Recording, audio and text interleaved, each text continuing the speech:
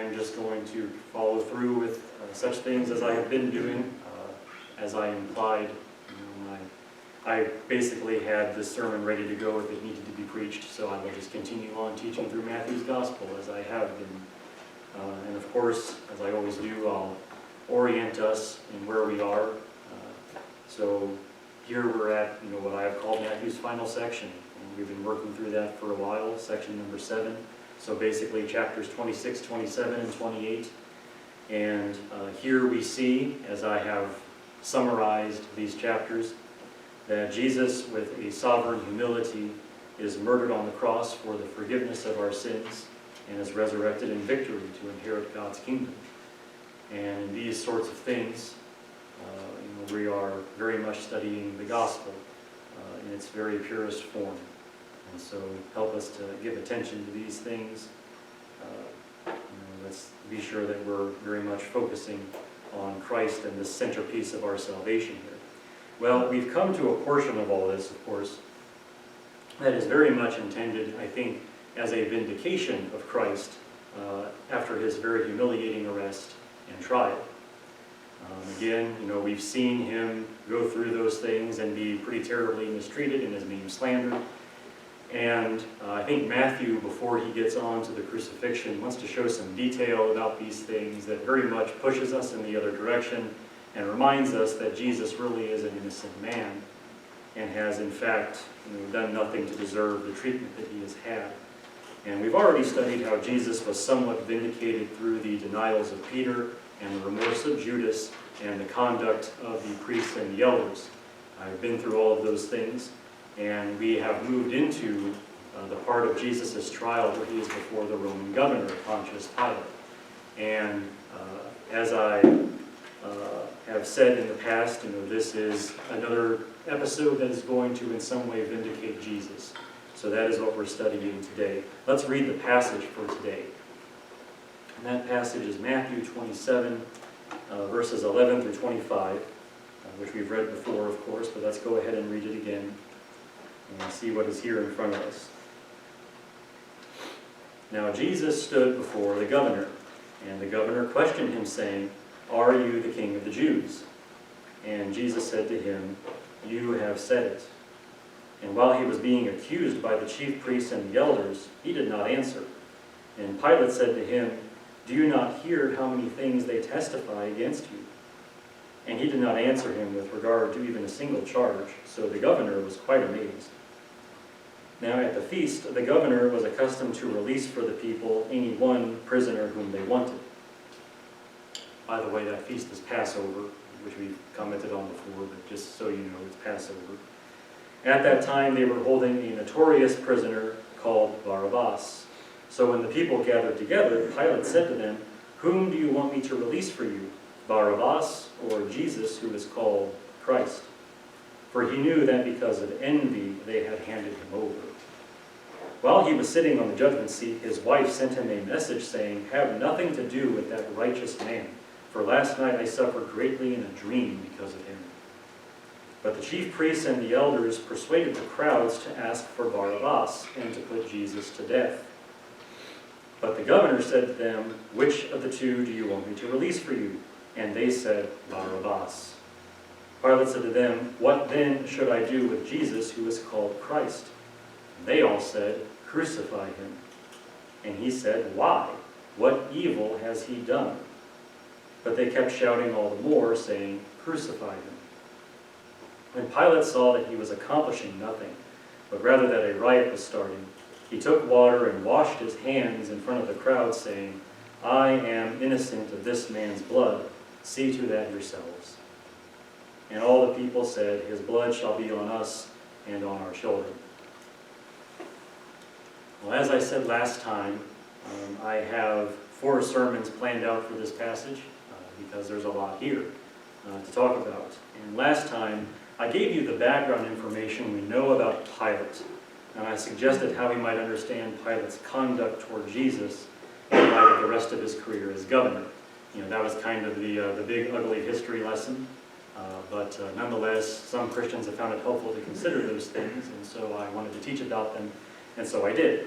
Well, today we're going to deal with the passage itself, from beginning to end, with a special focus on how these events vindicate Jesus, just as I said, in some way they do. And my next two sermons will still be in this passage, but will focus on various other details that I think do need some special attention. So I want to dedicate some time to that. But for today, we really are just talking about the passage itself, beginning to end. So as for today's sermon, I have called it Washing Your Hands in Righteous Blood, which, although a grisly title, is no more grisly than what was actually done that day to Jesus. So I think it is a fitting thing to say. My point today is that everything done by Pilate or said to Pilate proves Christ innocent of any wrongdoing. Really, as we look at this passage and we look at the proceedings of the Roman phase of Jesus' trial, we still see no reason why he should be put to death. So no surprise to us, of course, but very important for people to know, and so very important for Matthew to record. But my outline today has 5 headings, and they're all centered on 5 events which vindicate Jesus that we see 4 of them in this passage. One of them I'm cheating a little bit, but we'll talk about that when we get there. But here's my 5 stages that I want to go through as I talk about this. First, Pilate's interview with the priests and the elders. So there we will focus specifically on the men who are bringing Jesus to Pilate and how their own conduct is again kind of a vindication for Jesus. Secondly, Pilate's desire to shift Christ over to Herod, which we do not see in this passage, but we do see it in Luke, and I want to go there and show you that anyway because it does happen at this time. Thirdly, Pilate's appeal to the crowds. I just want to see how the operations of the crowd that day don't exactly bring forth anything that would make us want to see Jesus murdered in the way he's about to be. Fourthly, Pilate's wife in her dream, which perhaps the most interesting part of the passage and the one very unique to Matthew, but we want to give some attention to her and what she says. And then finally, Pilate's effort to wash his hands of the whole matter, which of course is his very visible and dramatic way of trying to distance himself from the terrible thing that he is about to command to be done. Now, as we consider this, it is just overall amazing the different kinds of arguments we can make to vindicate Christ as we just think about the list I just gave you and things we're going to see in this passage. The arguments range from biased officials to jurisdictional red tape to crowd psychology to supernatural dreams and to personal failings. Just like, that's quite a list, and anyone who is maybe convicted of a crime he didn't commit and is maybe appealing his charges would love to have that kind of list in his favor as he fights back against an unjust system that wrongly convicted him. So we don't really need to squint our eyes to see the innocence of Jesus. His innocence is plain to see. I mean, there's really nothing about any of this that would lead us to believe that this man is worthy of a death sentence. So with all that in mind, let's just go through all of it and just see what happens there before the Roman governor and how it overall vindicates Jesus in our eyes. So we're going to start, as I said, with Pilate's interview with the priests and the elders. So we'll start there. And this, of course, these are the true instigators of this phony trial. Without them, Jesus would not have been standing before Pilate at all. But Pilate's interview with the priests and the elders is proof that Jesus was innocent of wrongdoing. So let's just read the opening verses of this passage again and just see what is there. Now Jesus stood before the governor, and the governor questioned him, saying, "Are you the king of the Jews?" And Jesus said to him, "You have said it." And while he was being accused by the chief priests and the elders, he did not answer. And Pilate said to him, "Do you not hear how many things they testify against you?" And they did not answer him with regard to even a single charge. So the governor was quite amazed. Now, in a sense, the enemies of Jesus are following due process of law. There is a sense in which they are going by the book in terms of how they're proceeding with this. First and foremost, if the Jews wanted to put someone to death, they had to go to the Romans, and the Romans had to execute that person. That is how law and order operated at this time in the land of the Jews. As Josephus, the Jewish historian from this time, explains in one of his books, the Jews lost the power to execute people in the year 86. So the year 6, and the very first Roman governor of Judea, a man named Coponius, was given that power. So this was a time basically when the Romans were kind of assuming more power there in the land of the Jews and taking more things upon themselves.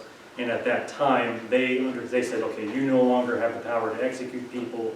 If someone needs to be executed for a crime, you have to come to us and we will do it. Now, in Matthew's gospel, he doesn't really say that, but in John's gospel, this is openly acknowledged. So I'll just read you a verse here from John chapter 18. And this is not the first time, not the only time rather, that will be in John's gospel today. So you might keep your finger in this page if you want to.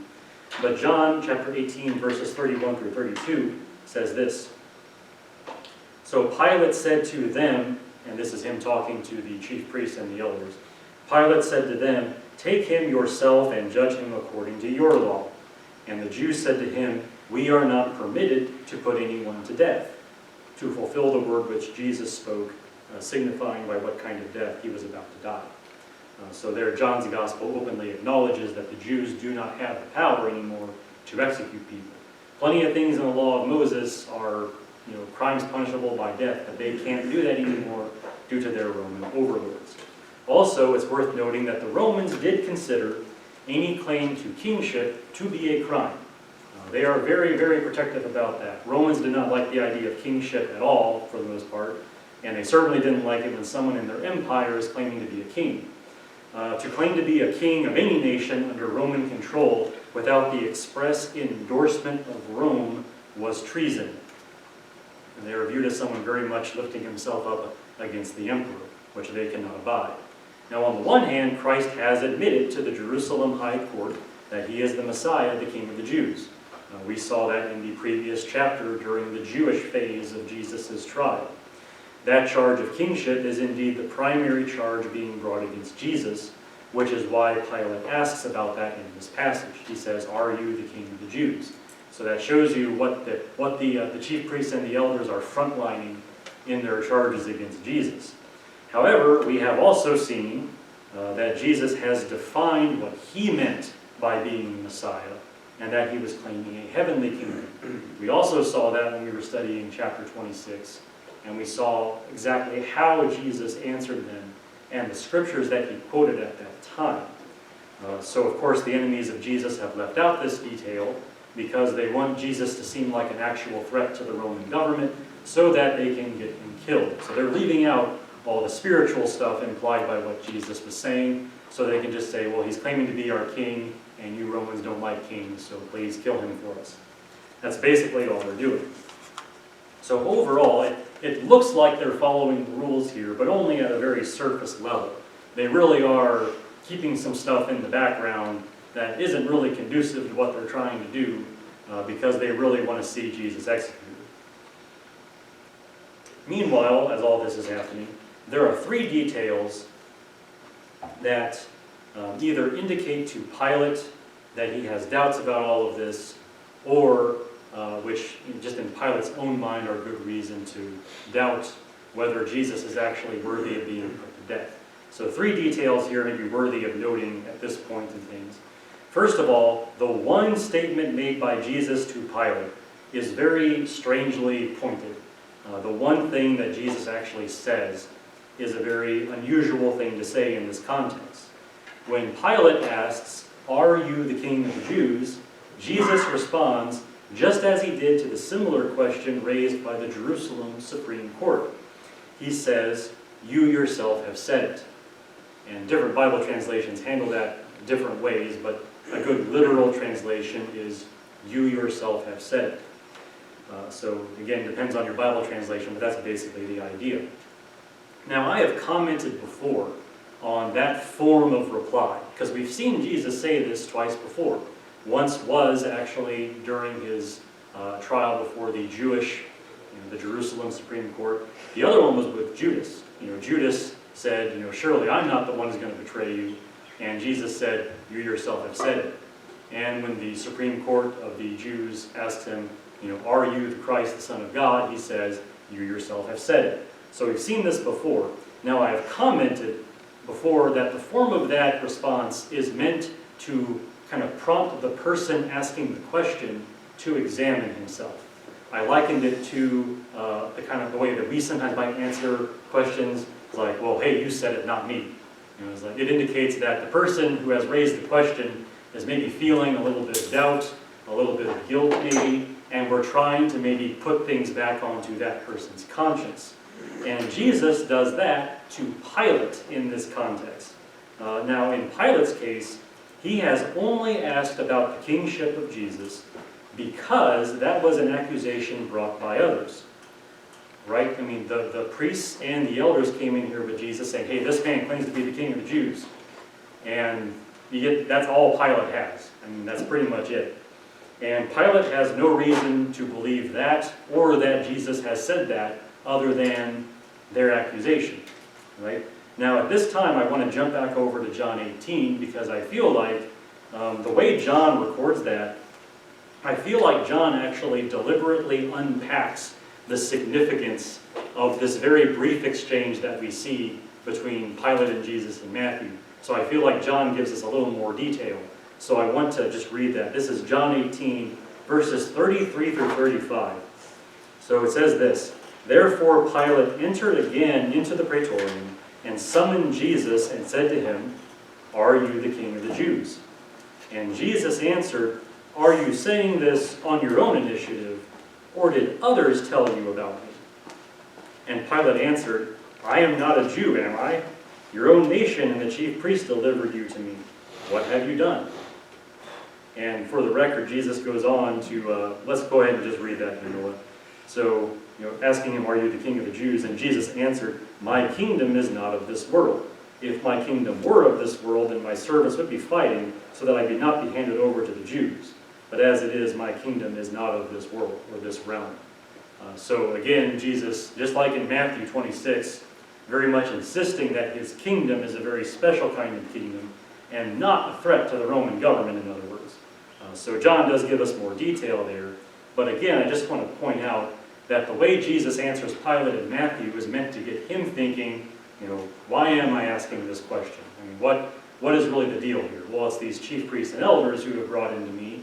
I really have nothing to go on but what they're saying. Okay, fair enough. That's one detail. But here's another one. The lack of evidence is absolutely zero proof, even of Jesus' claim. Now we see the elders and the priests accusing Jesus. It says that here in Matthew that they're making all these accusations against him. Jesus isn't answering. It's kind of weird, but they're definitely accusing him. Here's the thing, though. Accusations are not evidence. In no court of law should an accusation be evidence. The only evidence actually given is perhaps the strangely worded admission of Jesus, right? When he says, "You yourself have said it," which is definitely, as I have said, a strange way to answer that question. Now, just kind of to imagine this here, in a court of law, imagine if you had an actual court of law where the prosecution was bringing in an accused criminal to accuse him of a crime, and they make the accusation, and the judge says, "Okay, bring forth your first witness or your first piece of evidence," and they say, "We have none." That trial is not going to get very far, or it shouldn't get very far. Now, did you notice here in this case, they don't really bring anything there. In their trial in Matthew 26, they had witnesses. They were false witnesses who said a bunch of things that contradicted each other, and so they weren't really that reliable. But they had witnesses that they tried to bring forward. They probably left them at home because they realized those witnesses aren't going to get very far. And Pilate's going to be even less impressed than they were with their own witnesses. So they don't bring anything. All they have is the accusations they are making. There's nothing else. Which, honestly, that should get Pilate thinking about what is really going on here. And this is a very irregular way to proceed with a criminal case. Final detail here, I'll just say this, is that Pilate is not stupid. We talked about Pontius Pilate in my last sermon, and he might be ruthless, he might not be an especially good governor, but he's not a moron. He knows something's up. The passage says that Pilate knew that envy was the true reason these men were bringing charges against Jesus. He says that down, just for the record. That is, goodness. Oh yeah, verse 18. For he knew that because of envy they had handed him over. So he knows this. Pilate has been governor of Judea for years now, okay? He became governor either at the end of the year 26 or beginning of the year 27. So he has been governor through all of this time, and really for as long as the ministry of Jesus has been happening. If you correlate dates on these things, you'll see that. There is no way he has not heard of Jesus and has not heard of the clash between Jesus and the established religious leaders. This man is governor of these people. He knows stuff that has been happening, okay? It is very clear overall that this is what is going on. So, yeah, I mean, that is very well known. So, anyway, what we have there is this, and Pilate himself, as a governor, right, as someone who is not exactly the most squeaky clean governor, as we said last time, you know, it's very clear that he knows an abuse of power when he sees one. I mean, as someone who arguably has perhaps abused his power on occasions, he knows that the people that are bringing Jesus to him with these accusations, he knows that they're just trying to get rid of an enemy. He knows that. And we see that here in this passage. All of that to say, Pilate's interview with the priests and the elders is in itself a measure of proof that Jesus was innocent of wrongdoing. I mean, there's no evidence. Pilate knows the real motivations of these men, and the way Jesus has answered pretty much has him thinking that, you know, something else is going on here that he needs to really think about. So all that to say, again, just Pilate's interview with the priests and the elders regarding Jesus, so far there's no reason to convict this man and put him to death. Now, moving on to the second thing for today, another signs of Pilate's hesitations about convicting Jesus of a crime is his effort to shift the responsibility for this case to someone else, and that is Herod Antipas. So this is, again, my second point here, just showing how these events are a vindication of Jesus and not anything that, you know, would support a death sentence for him. Now, shifting things over to Herod Antipas is something that Matthew does not record. However, I said at the beginning of all this that I'd be making a point to put all four Gospels together, you know, whenever one of them kind of strikes out on their own and records things that the other does not. So I want to do that. I want to go to the Luke's Gospel here and just show you, for the sake of completeness, something that interrupted Jesus' trial before Pilate, and just talk about that. Now, just to remind you, Pontius Pilate was the Roman governor of Judea and Samaria, which is part of the land we usually call Israel. But he was only governor of part of that. Herod Antipas was the Roman-appointed tetrarch of Galilee and Perea. So if you want his actual title, he's a tetrarch, which just means ruler of 1/4. You know, and his 1/4 is Galilee and Perea. And of course, Jesus is from Galilee and spent most of his time ministering in Galilee. So very much Herod's territory. Now, here's the thing. That is the excuse that Pilate needs to just excuse himself from all of these things here. He wants to send Jesus off somewhere else, have someone else deal with this difficult question of what to do with this Jesus fellow. So let's read about that. Let's turn over to Luke's Gospel. So if you want to follow along, you can. This is Luke chapter 23, starting in verse 1. I just want to read the passage to you and just see kind of how this interrupts Jesus' trial before Pilate. But here's what it says. Then the whole body of them, that's again the chief priests and the elders and the scribes actually, the whole body of them got up and brought Jesus before Pilate, and they began to accuse him, saying, "We found this man misleading our nation and forbidding to pay taxes to Caesar," which by the way is not true. We actually have it on record from the Gospels that Jesus did not say that, and saying that he himself is Christ, a king. There's the main charge that they really want the Romans to deal with. So Pilate asked him, saying, "Are you the king of the Jews?" He answered him and said, "You have said it." Then Pilate said to the chief priests and the crowds, "I find no guilt in this man." But they kept on insisting, saying, "He stirs up the people, teaching all over Judea, starting from Galilee, even as far as this place. When Pilate heard it, he asked whether the man was a Galilean. And when he learned that Jesus belonged to Herod's jurisdiction, he sent him to Herod, who himself also was in Jerusalem at that time. Now Herod was very glad when he saw Jesus, for he had wanted to see him for a long time, because he had been hearing about him and was hoping to see some sign performed by him. And he questioned him at some length, but he answered him nothing. Interesting point that Jesus actually says nothing at all to Herod. He's been willing to talk a little bit to Pilate, but not at all to Herod. And the chief priests and the scribes standing there were accusing him vehemently. And Herod, with his soldiers, after treating him with contempt and mocking him, dressed him in a gorgeous robe and sent him back to Pilate. Now Herod and Pilate became friends with one another that day, for before they had been enemies with each other. Now there's a lot we could say about this incident, and we could talk about those things, but I want to stay focused on what it means for the vindication of Jesus, especially with regard to everything with Pilate and Jesus' trial before him. It's first of all worthwhile to note that two rulers who were duly appointed by the Romans have declined to execute Jesus. Pilate said he doesn't want anything to do with it. I find no fault in this man. Herod, he kind of roughs him up a bit and makes fun of him, but he's not interested in actually executing the guy. So twice now, the Jewish leaders have struck out in terms of trying to get someone to actually execute Jesus. Now, to speak more about Pontius Pilate, it's worth noting that he did not need to send Jesus to Herod. He's kind of, submitting to someone else's rule over a different part of the country. He didn't really have to do that.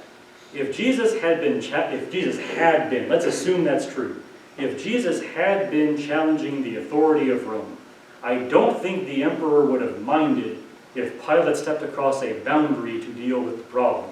Because after all, the Romans don't like that sort of thing at all. And Pilate is at least a governor. Surely he could get away with dealing with Jesus himself and not sending him to Herod. And that'd be especially true if Jesus was teaching those kinds of things in Judea, where Pilate actually is governor. So that being the case, you could argue that Pilate didn't need to send Jesus over to Herod. And the fact is, we know that Pilate did have the authority to hear this case and rule on it, because Jesus is sent back to Pilate. Eventually Pilate is the man who makes the deciding verdict on this. So he does, in some sense, have the authority to do so. Therefore, we can see why only Luke records this interruption with Herod. It was completely unnecessary. The whole side trip over out to Herod and everything didn't really need to happen, because Pilate could have handled it. Which raises the question, why did Pilate do that? Well, he did that because he doesn't want to execute Jesus. He finds no fault in him, as he has said. He knows that the Jewish leaders are just envious of him. He just wants someone else to deal with this. That's why he sent Jesus off to Herod. It was just a way to pass the buck, so to speak. It didn't work, but that was his effort. But all that to say, this is again kind of showing us that Jesus is not a criminal. He hasn't really done anything. If Pilate really thought that Jesus was some kind of threat or some kind of problem, he would have just said, yeah, let's crucify him, let's get it over with. But he doesn't do that. He's trying to find some way out of this. And this plan didn't work, but nonetheless, he did try it. Well, with that, we come to the third piece of things here, the third detail of all of this that kind of functions as a way to vindicate Jesus in the eyes of anyone who's looking. And that is Pilate's appeal to the crowds in all of this. Now, true to form, Pilate is about to exercise another option, trying to excuse himself from rendering a verdict on Jesus. And that is, he is going to ask the crowds who he should release of the prisoners that he has. He's going to see if he can get the crowds to just vote, basically, to release Jesus. Now, this appeal to the crowds is, again, my third argument in all of this, that Jesus is vindicated by the proceedings of his Roman trial. Let's read this part of the passage again. And again, this is the Gospel of Matthew, chapter 27. I'm going to read verses 15 through 23. Now at the feast, the governor was accustomed to release for the people any one prisoner whom they wanted. At the time, they were holding a notorious prisoner called Barabbas. So when the people gathered together, Pilate said to them, "Whom do you want me to release for you, Barabbas or Jesus who is called the Christ?" For he knew that because of envy they had handed him over. And while he was sitting on the judgment seat, his wife sent him a message saying, "Have nothing to do with that righteous man, for last night I suffered greatly in a dream because of him." But the chief priests and the elders persuaded the crowds to ask for Barabbas and to put Jesus to death. But the governor said to them, "Which of the two do you want me to release for you?" And they said, "Barabbas." And Pilate said to them, "Then what shall I do with Jesus who is called Christ?" And they all said, "Crucify him." And he said, "Why? What evil has he done?" But they kept shouting all the more, saying, "Crucify him." Now, my next sermon on this passage, the next time I preach, will focus on Barabbas. For now, I just want to focus on the crowds. There's a lot to say about Barabbas, and I have a whole sermon dedicated to him and his significance in all of this. But for now, let's just stay on track with the main passage and follow this through. I do believe Pilate expected those crowds to vote for Jesus to be released on account of Jesus' reputation. I think Pilate was banking on the crowd sticking up for Jesus and voting for his release. Again, Pilate was governor of this region, so he's not, completely unaware of things happening in the land of the Jews at this time. I am certain that Pilate had heard on numerous occasions about this wandering healer prophet kind of guy. And even if Pilate himself thought nothing of it, he's going to hear that Jesus has a reputation and a following among the Jews. I mean, he's got to know that. Although most of Jesus' ministry took place in Galilee, Jesus had made at least 3 trips into Jerusalem before, all of which are recounted in John's Gospel. And if you want to see those things, you can read that in John chapter 2, 5, 7, 8, and 9. They're all there. So Jesus has done stuff in the territory that really is Pilate's territory. So there's no way he's not going to hear about this guy. Also, Matthew noted for us all the way back in chapter 4 of his Gospel that people from all over the region had been coming to see Jesus. Jesus was well known, not just, in Galilee, not just in Judea, not just in Samaria, not just in the regions that are part of the land of Israel, but as far as Syria, which is far to the north. I mean, Jesus has quite a reputation in the surrounding area. So again, there's no way that Pilate could have missed this guy. And even if he had missed him all those years, there's no way he could have ignored how Jesus entered Jerusalem just several days before this incident here where he's being put on trial. Because remember, when Jesus entered Jerusalem, the people were psyched. I mean, they hailed him at that time as the Messiah. They were very much eager, probably for some kind of earthly deliverance from the Romans, of course. But nonetheless, there was a whole procession of people praising Jesus and talking about him as he was entering the city. There's no way that Pilate didn't look out his window and say, "What's all that commotion out there?" I mean, in every stage of things, Pilate knows that Jesus exists and knows that he is well favored by the people. Pilate knows that Jesus is, in some sense, a man of the people. And Pilate expected those people to choose Jesus for release and not some known criminal like Barabbas. So I think that's Pilate's plan. He really thinks this is going to work, and he's going to be able to just step back from this whole Jesus problem and not have to deal with it. Boy, was Pilate wrong. He did not get what he wanted out of this at all. The crowds very much have turned on Jesus at this point. And that raises the question, of course, that we have to ask and answer now. Why would they choose Barabbas for release and not Jesus? If Jesus has been so popular as he has been, why would they not choose Jesus? Well, the answer given in the text is that the chief priests and the elders persuaded the crowds. So you get the idea that as Pilate is assembling the people for this kind of impromptu vote, the priests and the elders are going around the crowd making their arguments, saying, "Hey, Jesus, maybe he's been great, but we need to really get rid of him now, and we need to choose Barabbas. I mean, he's the better choice." So they're making those kinds of arguments. But that just raises another question: what kind of arguments might they be making? Just like, how do you argue this case? This is going to be a tough one to argue.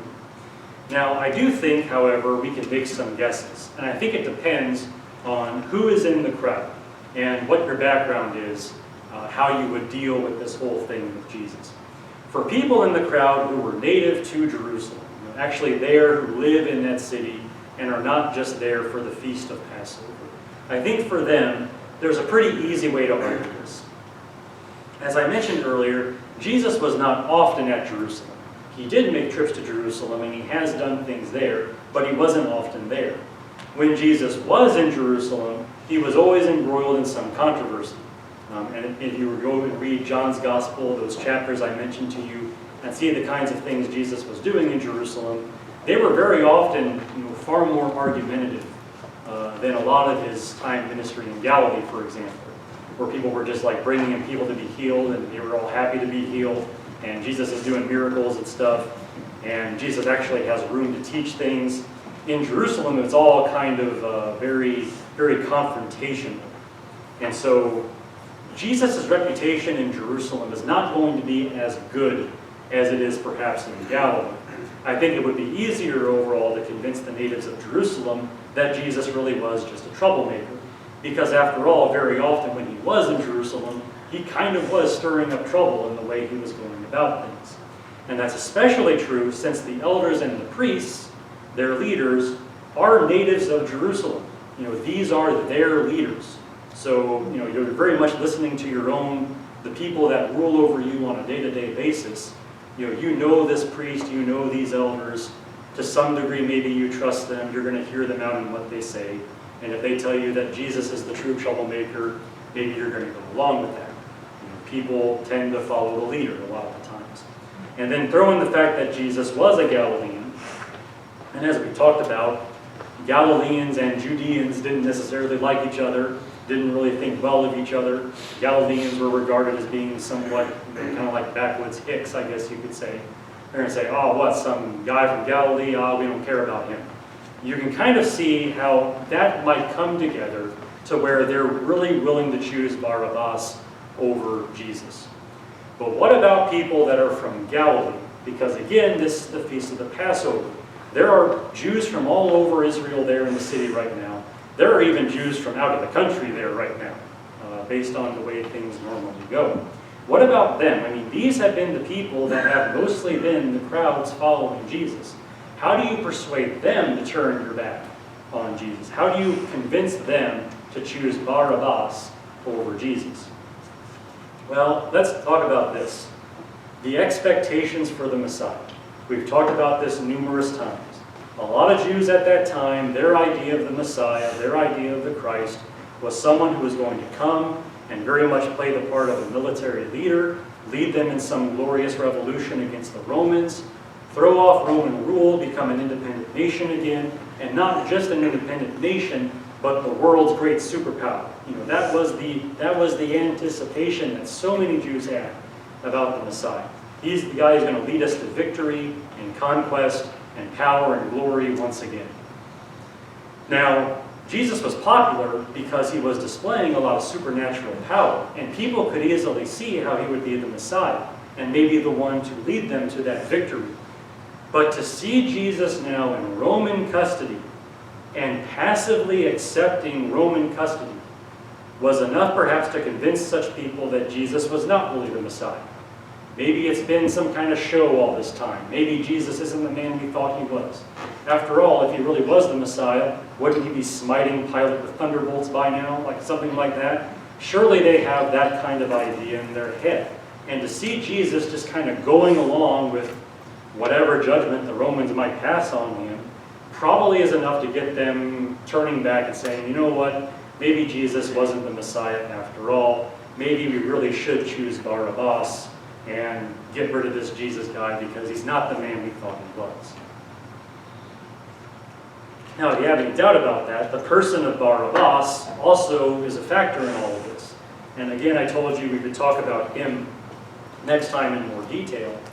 But when we put together all the details we have about Barabbas in the four Gospels, and all four Gospels mention him in slightly different ways, if we put that all together, it seems like Barabbas was a kind of anti-Roman revolutionary who protested against the Roman government by stealing and murdering, stealing from and murdering Roman sympathizers and Romans, perhaps.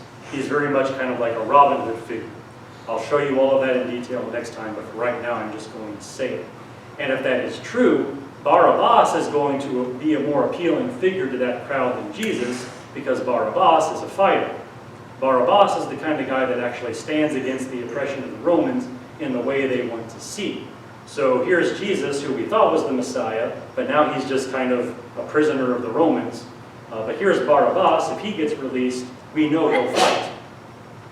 So let's choose Barabbas. You can see that kind of logic perhaps being at play. But regardless of what arguments were used by the chief priests and the elders, they seem to matter very little, because when Pilate asked them why they should just go ahead and crucify Jesus, what evil has he done, they don't really give him a reason, they just keep chanting, crucify him, crucify him. So you get the idea that logic is not exactly the chief operating factor of this crowd right now. This is very much a mob mentality where someone has stirred them up in some way and they are just going for it. They're all charged up, they're fired up, and they're just kind of rolling with the flow here. So yeah, we can make some effort to piece together what arguments the leaders may have used to convince them to crucify Jesus, but I don't even think those are the primary factor at play. This is very much a matter of crowd psychology at work, and in one of its more ugly displays, you might say. Well, again, this was all Pilate's effort to try one more time to get Jesus released, and that effort has not worked. So this is, again, an effort that has failed on his part, trying to get himself just out of this factor, out of this question of what to do with Jesus. But again, it does show us just how reluctant he was. This is like his second plan now, to try to get Jesus kind of exonerated of charges, and it still hasn't worked. But it shows you that Pilate, again, really doesn't want to execute this guy, because Pilate, again, has found no fault in him. And you see him at least trying in some way for a while to get Jesus released. Well, we come now to the fourth argument here again, just kind of piling up things that show us just how innocent Jesus was and why we should believe him to be innocent. The fourth argument we can make from Pilate's trial of Jesus for the vindication of Jesus is the dream of Pilate's wife, which is, of all these, it's the one that is perhaps most unique out of them. But it's mentioned here, and it's worthy to mention here and now. So we have only a brief description of this dream. All right, so this is verse 19. While Pilate was sitting on the judgment seat, his wife sent him a message saying, "Have nothing to do with that righteous man, for last night I suffered greatly in a dream because of him." Now, only Matthew records this incident, and he records very little. We have nothing more to go on except those words. So we have to sort of sit here and read between the lines maybe a little bit. But we're going to do that. It's worth noting that Matthew, also at the beginning of his gospel, he actually recorded several dreams that Joseph, the husband of Mary, who was the mother of Jesus, dreams that Joseph had toward the beginning whenever Jesus was being born, and just showing how those were divine guidance. Matthew records all of that. So it kind of makes sense for Matthew to be the one to mention the dream of Pilate's wife. Matthew is very comfortable viewing dreams as being at least sometimes words from God. And in a situation like this, with the kind of dream she had, it seems pretty clear that God is trying to tell her something, and she is trying to tell her husband something. Now, admittedly, this is a different kind of evidence than what we've been discussing. We've talked about how the whole trial looks pretty shady. We've talked about how Pilate doesn't really want to do this. He's trying to use jurisdiction as an excuse. He's trying to get a vote of the people to get Jesus released. We've talked about those kinds of things, but now we have a dream. Nonetheless, let's consider this dream. So dreams are common. You actually dream multiple times every night, whether you know it or not. Dreams are very common. What is not so common is to have a dream that you remember. Most of us don't remember our dreams, and even if we can remember it when we wake up, Very often we find that as your day goes on, you have forgotten the dream that you did partially remember at first. Dreams are just kind of these weird transitory things that don't usually stick with us. But she remembers her dream. She remembers this. It's even less common when your dreams are so vivid and so disturbing that you're still thinking about them later, right? This is the kind of dream where you're thinking about it, not because it was a good dream, but because it was a bad dream. She has suffered much today on account of this dream that she had about Jesus, whatever it was. And here is the rarest detail of all as we consider her dream. How many wives that you know of, a lot of people's wives are not here, but oh well. How many wives do you know of who have interrupted their husband during a busy workday to send him a strongly worded warning on account of a dream? Right. Now, it's one thing for a wife to call her husband in the middle of the day. Usually it's for something very, very important. She's sending a message to him. She's texting him, I guess you want to say that. She is trying to get a message to him, telling him not to have anything to do with Jesus because I had a dream. Very unusual. Now she knows her husband is a governor. He is a man of importance. He should not be disturbed, especially in the middle of a criminal trial. Especially when he's trying to manage a crowd that is becoming a little bit boisterous. Like, she knows that this is not the time to bother him with trifles. But she does not consider this dream to be a trifle. This is serious business. My husband must hear about this dream so that he knows to have nothing to do with Jesus. Whatever you've got to do, just disengage from this situation. Now, of course, many today would consider all of that superstition. Fair enough. I mean, I can think of plenty of occasions where if someone came to me talking about a dream they had and was troubled by it, I might tell them that it's all in your head.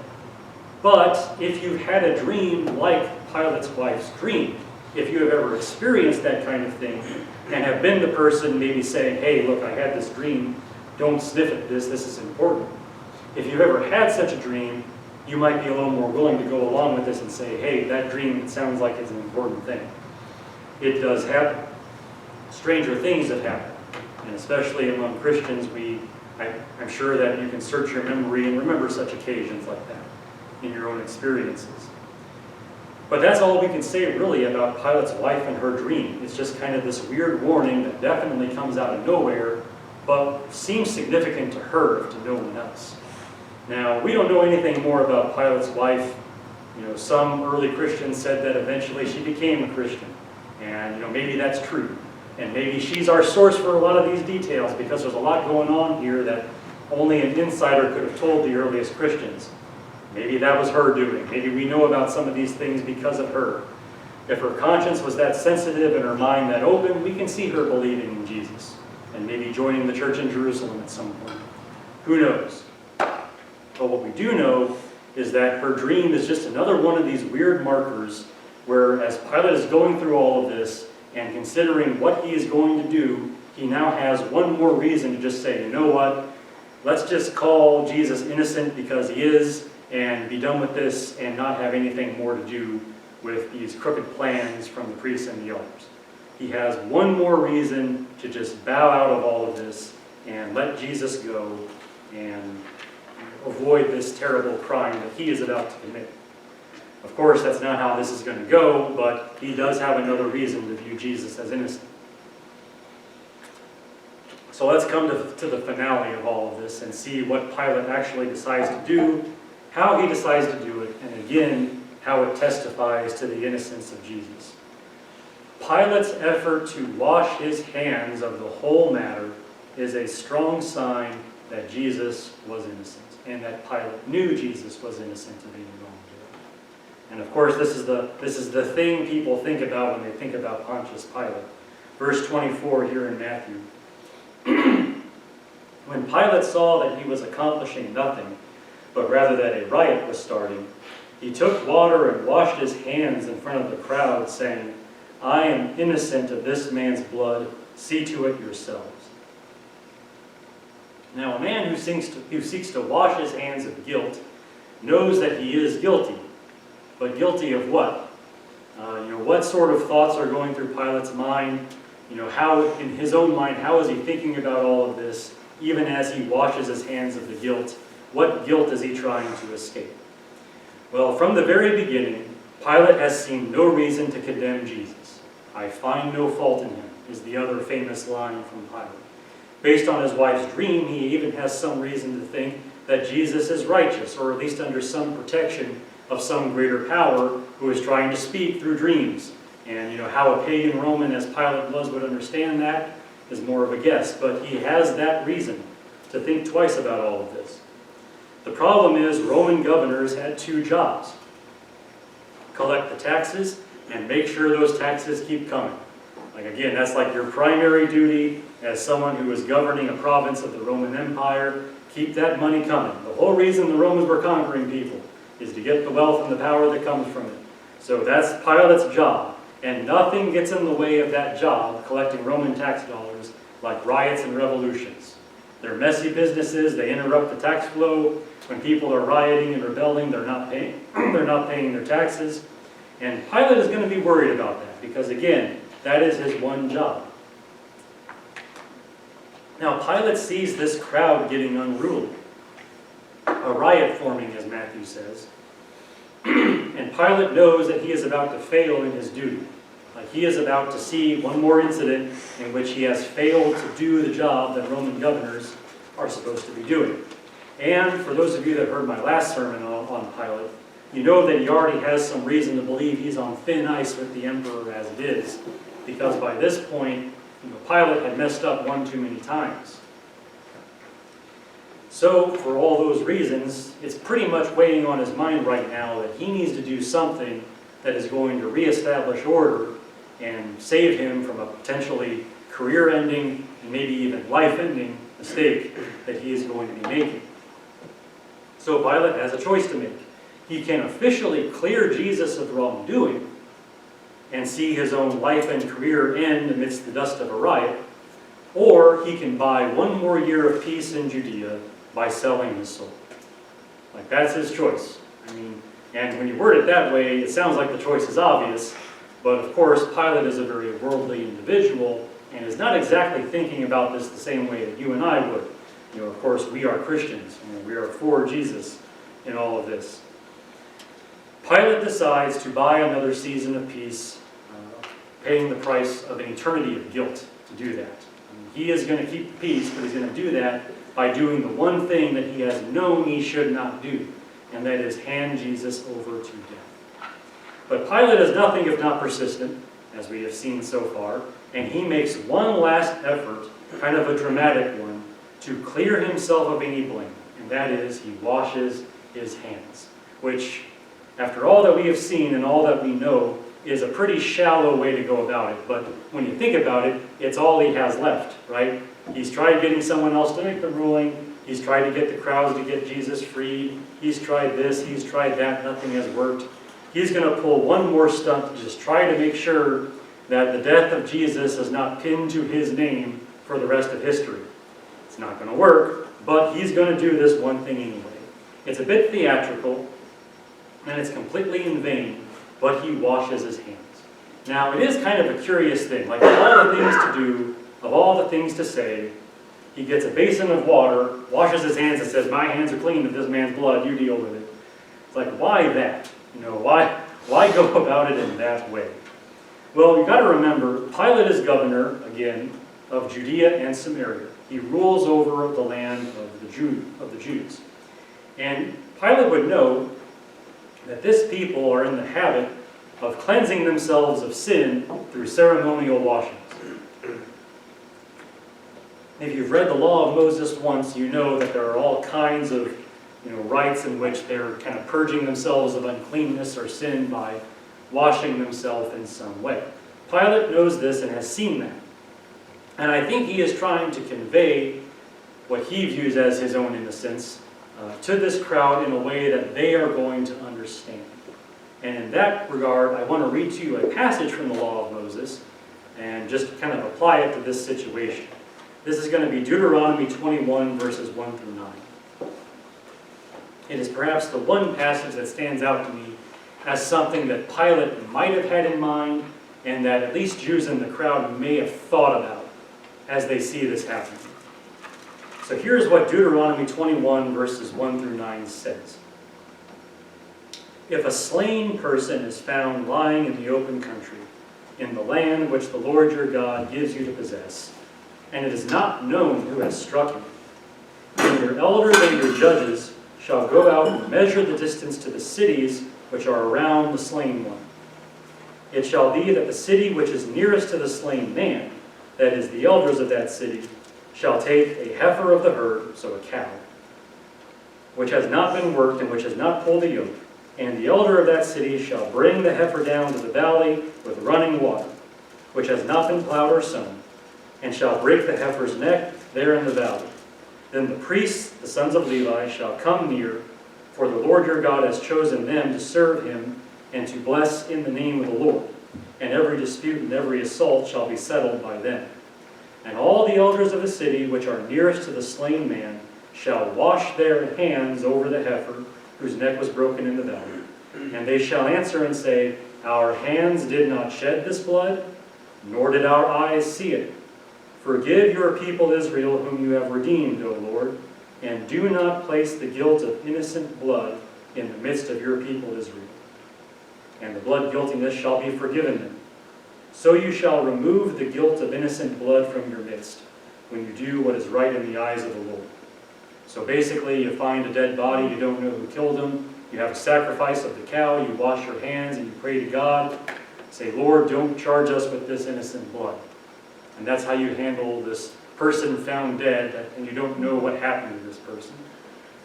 Now, I think the connection between this passage and Pilate's actions is all the more likely since, again, this is Matthew recording this, and he's the only one that records this whole hand-washing thing.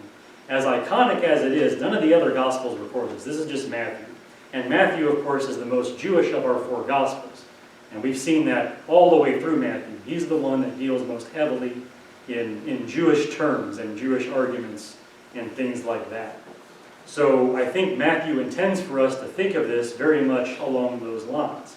Now, of course, strictly speaking, Pilate doesn't do the ceremony in the way it's described in the law of Moses. And it's not exactly like he found a dead body. I mean, Jesus is still alive, and Pilate's the one about to decide to hand him over.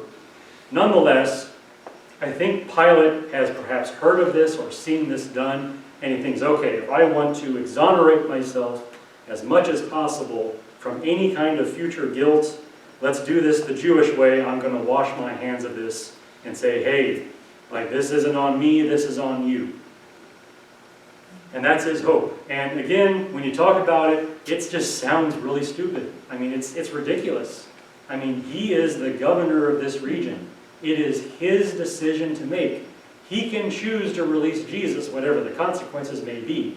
But he's decided to let the crowds have their way with Jesus, doing what they want to do, and he's just going to step back, washing his hands and saying, hey, I didn't do it. That's what he's going to do. And of course, it was all in vain. Pilate has been dead for 2,000 years, and he went to his death with innocent blood on his hands, and history has not forgotten. God has certainly not forgotten. And that's exactly how it should be, because Pilate is the one who made the decision that day. That is very much on him, all hand-washing aside. Now, it is always hard to preach these sermons about a specific person in the Bible who spirals downward into greater and greater sin. Every now and then we have an occasion to study people like this, who we kind of see for a little bit, and we just see how they just get worse and worse and worse in the way they're doing things. And it's always hard to talk about them because it's always so like just soul-wrenching. You want to see this person do the right thing, but they're not going to do the right thing. But few people have spiraled down in a more agonizing fashion than Pontius Pilate. I mean, studying this and reading this and preaching it is quite hard. I mean, Pilate should have called out the elders and the priests for their obvious petty motives. Pilate knows they're just envious of Jesus. He knows this is a setup. He should have just said, hey guys, come on. I know what you're doing. I'm not going along with this. Forget about it. He should have done that. Instead, he decides to kind of shift responsibility, and he sends Jesus over to Herod. hoping that Herod will rule on his case so he doesn't have to. And then, his stomach falls whenever they see him bringing Jesus back for Pilate to deal with him again. And he's back in the same scenario, and it's like, So now he goes to the crowds, and you know what? He should have just released Jesus and executed Barabbas, being the thief and the murderer that he was. Instead, he lets the crowds decide. The crowds did what crowds do, and they get all fickle on him, and they choose Barabbas. And now Pilate is kind of stuck with Jesus and the chance of crucify him. In the middle of all that, his wife has this dream, sends him a message. It's like, this is really weird. Like, if there's now like one more reason for him to just say, hey, forget it. I am not executing this guy, never mind. And overall, really, Pilate should have washed his heart rather than his hands. And coming down to it. A washing was needed. This guy needed to make a stern departure from sin in some way, but it wasn't by doing this little fake ceremony to wash his hands. Like, he should have seen what was happening here and decided in favor of righteousness and innocence rather than just going along to get along, which is what he did. Most of all, Pilate should have learned enough about Jesus to learn this. What does it profit a man if he gains the whole world but forfeits his soul? Don't know how much of Jesus' teaching Pilate actually knew. It stands to reason he probably knew some of it from hearsay. Don't know if he ever heard that saying from Jesus, but it really does apply to him. If even the whole world does not outweigh your soul, how insignificant must a single province in the empire be?